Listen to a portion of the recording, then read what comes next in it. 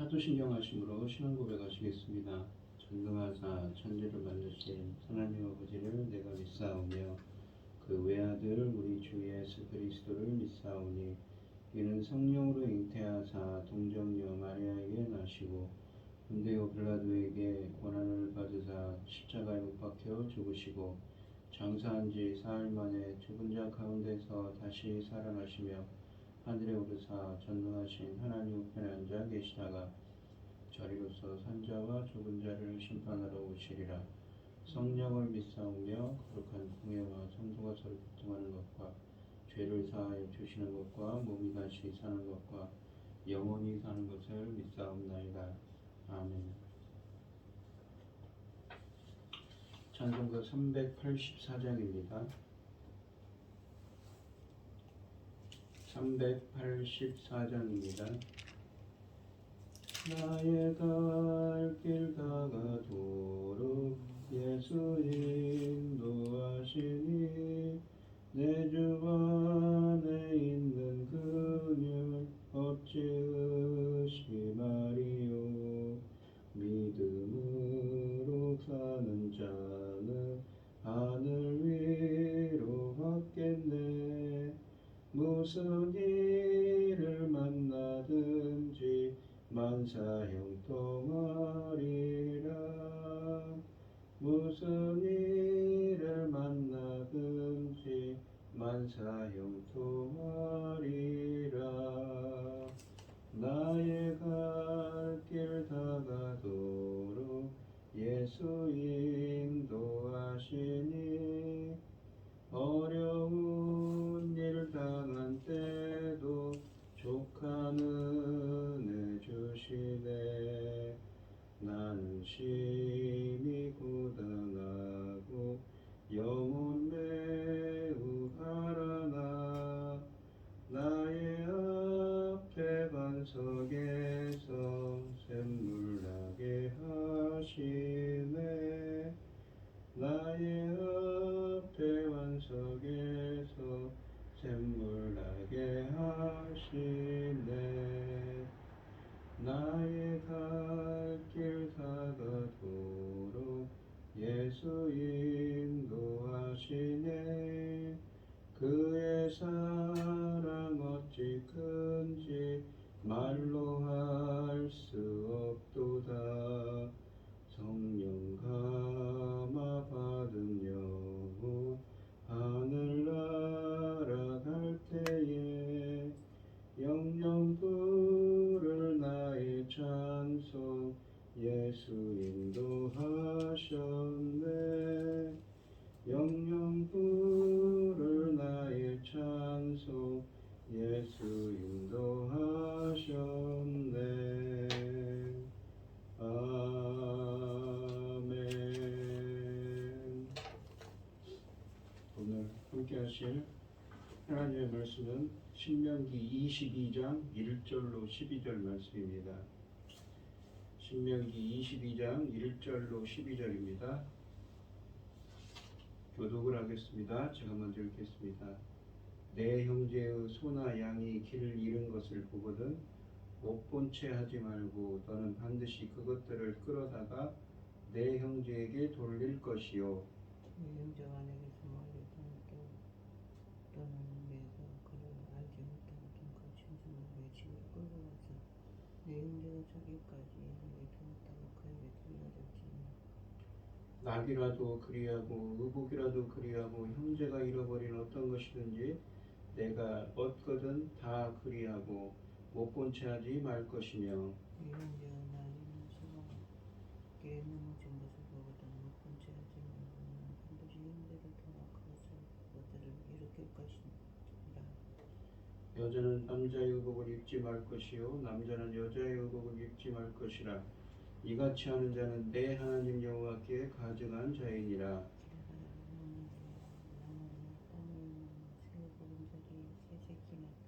알이 있고 어미새끼라도 새끼는 알을 보는 것을 보거든 그 어미새와 새끼를 아우러 취하지 말고 어미는 반드시 도와줄 것이요 새끼는 취하여도 되나니 그리하면 네가 복을 누리고 장수하리라. 우리가 새끼를 지을 때 집에 난간을 만들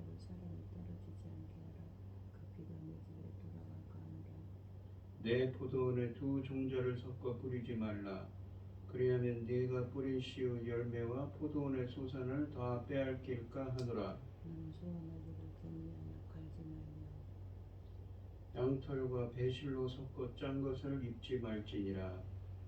너희는 너희가 입은 겉옷에 내 귀에 술을 만들지니라. 아멘. 오늘 본문 말씀의 제목은 못 본 채 하지 말고입니다. 이 신명기 22장에는 하나님의 백성들이 준수해야 할 사회생활에 관한 여러 가지 율법들이 언급되고 있습니다. 그런데 그 중에서 1절부터 4절 말씀은 공동체 생활의 기본이 되는 이웃사랑에 대한 것으로서 이웃의 잃어버린 물건을 도로 찾아주고 돌보아주는 일에 대한 규례를 담고 있습니다. 이스라엘은 서로 상관없는 사람들이 어찌하다가 보니까 모여 살게 된 우연한 공동체가 아닙니다. 그들은 같은 조상의 자손들이며 동시에 여호와와 언약을 맺은 자들로 구성된 언약의 바탕을 둔 형제의 공동체입니다. 그래서 본문은 이스라엘 사람들을 너의 형제라고 1절에 부르며 시작합니다. 이 특별한 정체성은 그들에게 많은 특권을 안겨주기는 하였지만 서로에 대한 책임감도 남달라야 했습니다. 모세는 길을 잃은 소나 양 등 가축을 보거든 못 본 채 하지 말고 그 짐승을 끌어다가 자신의 집에 두어 먹이며 마치 자기 짐승인 것처럼 보살피며 주인을 찾아주라고 1절에서 지시합니다. 출애굽기 23장 4절로 5절 말씀은 원수나 미워하는 사람의 짐승이라도 못 본 채 해서는 안 된다고 했습니다. 사람들의 불편한 관계 때문에 짐승들에게까지 피해를 입혀서는 안 된다는 것이지요. 물론 이 원칙은 가족들뿐 아니라 모든 물건에 적용된다고 3절에 말씀하십니다. 1절과 3절에 못 본 채 하다라는 이 동사는 구약 율법의 정신을 잘 보여줍니다.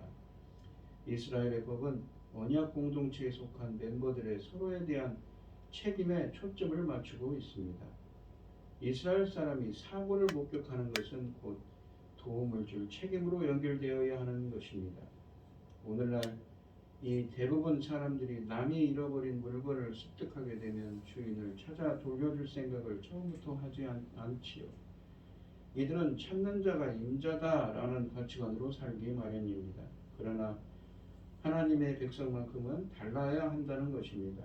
내 물건이 나에게 소중한 것처럼 내가 습득한 물건이 그것을 잃어버린 사람에게 소중하다는 것을 우리는 인식해야 합니다. 그 물건을 잃고 애타게 찾고 있을 사람을 생각하면 주인에게 찾아주려는 노력도 해보지 않고 습득한 물건을 가져서는 안 되겠습니다. 특히 하나님의 언약 공동체에 속한 사람들 사이에서는 더욱더 그렇습니다. 4절 말씀은 도움이 필요한 사람을 목격하면 그냥 지나치지 말고 그를 도우라는 권면입니다. 예로 삼는 것은 낙이나 소가 길에 넘어져 있는 것을 보는 경우이지요. 짐을 싣고 가던 짐승이 넘어졌다는 것은 상당히 심각한 상황을 뜻하며 싣고 있는 물건들 때문에 넘어진 짐승이 쉽게 일어설 수 없다는 것을 암시합니다. 이런 경우 짐승의 주인은 안간힘을 다해 짐승을 일으켜 세우려 하겠지만 넘어진 짐승이 지고 있는 짐 때문에 쉽지 않은 상황에 처하게 될 것입니다. 지나가던 사람은 이 사실을 모른 채 해서는 안 됩니다. 팔을 걷어붙이고 그 형제를 도와 짐승을 일으켜 세워야 합니다. 하나님의 백성은 어려움에 처한 이웃을 보고 눈을 감아 버리는 일이 없어야 하는 것이지요. 5절 말씀에서는 남자는 여장을, 여자는 남장을 하고 돌아다니지 말라고 하는데 남장이라는 말을 문자적으로 해석하면 남자의 물건들입니다.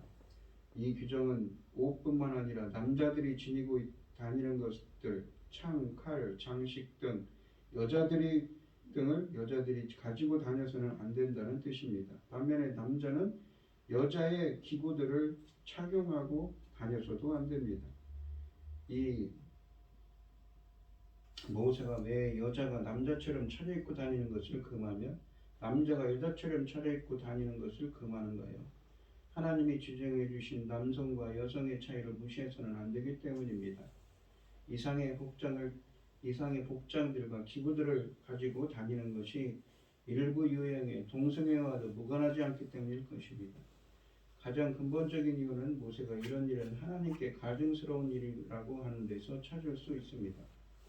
신명기는 지금까지 이방 종교의 여러 가지 풍습을 가증스럽다라는 표현을 사용했습니다. 여자가 남자처럼 차려입고 남자가 여자처럼 차려입고 여자의 것을 가지고 다니는 것은 이방 종교에서 비롯된 풍습이기 때문에 여호와의 백성인 이스라엘은 이런 일을 삼가야 합니다. 6절로 7절 말씀은 길을 가다가 새가 둥지를 튼 것을 발견하고 그 둥지 안에 알이나 새끼가 있을 때 알이나 새끼들은 잡아가되 어미새는 잡지 말고 놓아주라고 하십니다. 이 율법은 성경에서 오직 신명기에만 언급되어 있습니다. 새끼 새들은 잡되 어미새는 살려보내라는 것은 미래를 위하여 식량 체계를 보증하라는 것입니다. 보존하라는 것입니다. 무분별한 포획은 먹이 사슬에 큰 혼란을 초래할 수밖에 없습니다. 오늘날도 너무 많은 어류를 무분별하게 포획하여 시간이 지날수록 수산 자원이 고갈되어 가고 있지 않은가요? 모세는 이스라엘이 이처럼 미래를 위하여 절제하는 범위에서 식량을 구하면 하나님이 그들을 축복하실 것이라고 합니다. 7절에 8절 말씀을 보시면 지붕을 만들 때 꼭 난간을 둘 것을 명령합니다. 안전사고를 예방하기 위하여 최선을 다하라는 것입니다. 사고를 예방함으로써 땅이 죄 없는 사람의 피로 오염되는 것을 막을 수 있다고 8절에 말씀하십니다. 출애굽기 21장 33, 34절은 땅에 구덩이를 파고 제대로 덮지 않아 짐승이 빠질 경우 그 책임이 구덩이를 판 자에게 있다고 하는데 이 율법과 같은 정신에서 주어진 것입니다. 9절 말씀에서 모세는 포도원에 두 종자를 섞어 뿌리지 말라고 하는데 예를 들면 포도원에는 포도나무 외에 그 어떤 것을 심어서는 안 된다는 것입니다. 만일 이런 경고를 무시하고 포도원에 다른 곡식을 심으면 농부는 포도와 곡식 등 포도원의 소산을 모두 빼앗길 것이라고 하십니다. 빼앗기다라는 말의 문자적 의미는 하나님께 바쳐지는 성물이 된다는 것입니다. 혹은 몰수되다는 뜻입니다. 성물이 된 곡식과 포도는 일반인이 먹을 수 없습니다. 그러므로 농부는 이 포도와 곡식을 먹지 말고 성소에 들여 놓아야 합니다. 10절 말씀에서 소와 나귀를 결의하여 밭을 갈지하지 말라고 합니다. 결의하다라는 말은 함께라는 말입니다. 소와 나귀를 함께 밭을 갈게 하지 말라는 말씀입니다. 이 말씀은 약하고 작은 짐승의 안전을 배려한 인도적인 차원에서 비롯된 것입니다. 소와 나귀는 크기도 다르고 힘도 다릅니다. 그런데 이 둘을 한 멍에에 매어 전기질을 시킨다면 힘이 약한 짐승을 쉽게 지치게 할 것입니다. 게다가 크기가 다르기 때문에 작은 짐승이 다칠 가능성도 있지요. 바울은 멍에 이미지를 구성하며 믿는 자들이 불신자들과 함께 파트너십에 엮이면 안 된다고 고린도후서 6장 14절에 말씀하셨습니다. 11절 말씀은 양털과 배실로 섞어 짠 것을 함께 입지 말라고 하십니다. 양털과 배실로 함께 짠 것을 입지 말라는 말입니다. 12절 말씀은 겉옷의 내기에 술을 만들라고 하십니다. 옷깃에 술을 만들어 다는 것에 대하여는 민수기 15장 37절로 41절에 상세하게 기록되어 있는데 이스라엘 사람이 옷깃에 술을 달고 다니는 것은 그 술을 볼 때마다 하나님의 언약 백성으로서 여호와의 말씀에 순종하는 삶을 살아야 한다는 점을 자신에게 상기시키기 위해서입니다. 민수기 15장 38절에 의하면 하나님은 이스라엘에게 자손 대대로 옷자락 끝에 술을 만들고 그 술에는 청색끈을 달라고 명령하셨습니다. 잘 보이는 곳에 달아서 이 술을 볼 때마다 하나님의 말씀을 기억하여 마음 내키는 대로 행하지 않고 하나님의 계명을 실천하도록 하라는 것입니다. 술을 일종의 죄 짓는 것을 억제하는 상징으로 삼아서 그것을 볼 때마다 다시 생각하라는 것이지요. 오늘 본문 말씀을 보시면 1절부터 4절 말씀은 공동체 생활의 기본이 되는 이웃사랑에 대한 것으로서 이웃의 잃어버린 물건을 도로 찾아주고 돌봐주는 일에 대한 교례라고 하셨습니다. 5절은 남녀의 의복 혼용을 금하고 있으며 6절과 7절은 자연의 종족 보존을 방해하지 말라고 하시며 또 8절은 가옥 건축 시에 인명보호시설을 설치하라고 하셨고 9절부터 11절은 동식물은 물론 옷감일지라도 혼합을 금하라는 교례입니다. 그리고 12절은 옷에 내기에 술을 달아 하나님의 언약과 말씀을 기억하라고 하십니다. 바로 이러한 교례들은 인간들의 삶을 영위하는 터전인 자연 생태계의 질서를 보호함으로써 창조 질서에 순응하는 정결한 삶을 살도록 하려는데 그 목적이 있습니다. 이것은 하나님께서 창조하신 그대로 순수한 상태를 보존케 하셔서 이스라엘 민족에게 영적 성별을 가르치기 위한 것입니다. 이런들 어떠하리 저런들 어떠하리라는 시조가 있습니다. 다시 말해 거칠고 험한 이 세상에서 적당히 살면 그것이 곧 지혜가 아니냐 하는 말입니다. 그러나 이러한 적당주의는 하나님을 믿는 신앙에 있어서는 결단코 용납될 수 없는 사고입니다. 많은 순교자의 피가 그것을 말해주고 있지요. 불신자의 틈 속에 사는 성도들의 모습이야말로 이방인들 사이에서 그들의 신앙과 순결을 유지해야 하는 이스라엘 민족과 같습니다.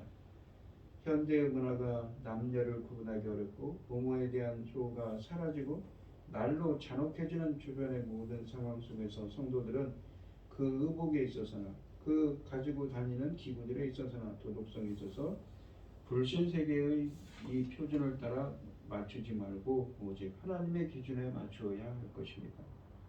우리 오늘 본문 말씀을 우리 성도님들도 하나님 나라의 백성으로서 거룩한 삶을 살아가도록 인도해달라고 기도하는 구별된 삶을 살도록 인도해달라고 기도하는 여러분들이 되시기를 바랍니다. 기도하겠습니다.